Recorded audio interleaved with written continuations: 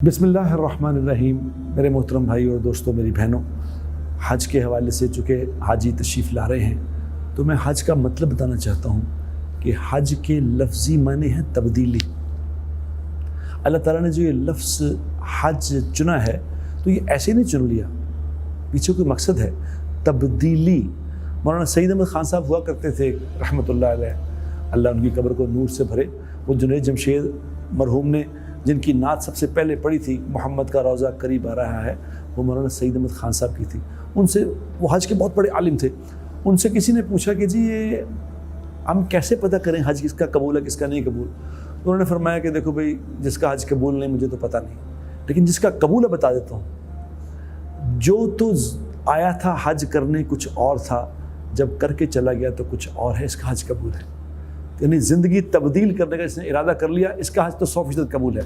और मेरी बहनों और भाइयों, कभी हाजी ऐसे हुआ करते थे, प्री पार्टीशन की ये बात है, एक आदमी हज करके आया तो एक गोरे की अदालत में एक केस लगा हुआ था, एक हिंदू और एक मुसलमान।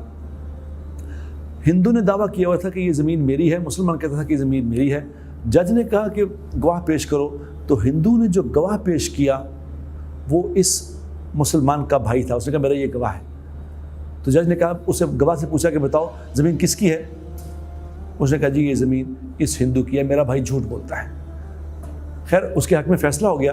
तो जज ने उससे पूछा कि तुमने ये कैसे फ़ैसला किया, हिंदू से पूछा तुमने कैसे फ़ैसला किया कि इसके भाई को ही तुमने गवाह ले लिया। तो उसने कहा जज साहब, मुझे पता है ये लोग मुसलमान हैं और ये इस साल हज करके आया है, और हम लोग जानते हैं जब ये लोग हज कर लेते हैं फिर दोबारा झूठ नहीं बोला करते। मेरी बहनों और भाइयों, हाजी से ये रिक्वायरमेंट है, हाजी से ये डिमांड है कि तुम हज करके आए हो, अब ज़िंदगी वो नहीं होगी। हाजी झूठ नहीं बोला करते। जिसने हज कर लिया है अब ये झूठ बोल नहीं सकता।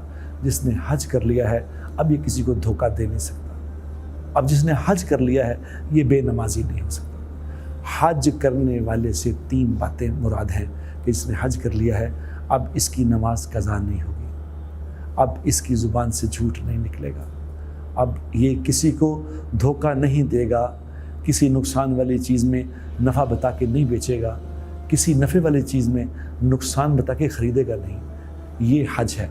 जो हज ऐसा करके आया है इंशाअल्लाह इसका हज तो 100% कबूल है। अब मेरी बहन और भाइयों, हम परख लें कि हम कैसा हज करके आए हैं। अल्लाह हमें ऐसा ही हज करने की तौफीक अता फरमाए कि अल्लाह के यहाँ कबूल हो जाए।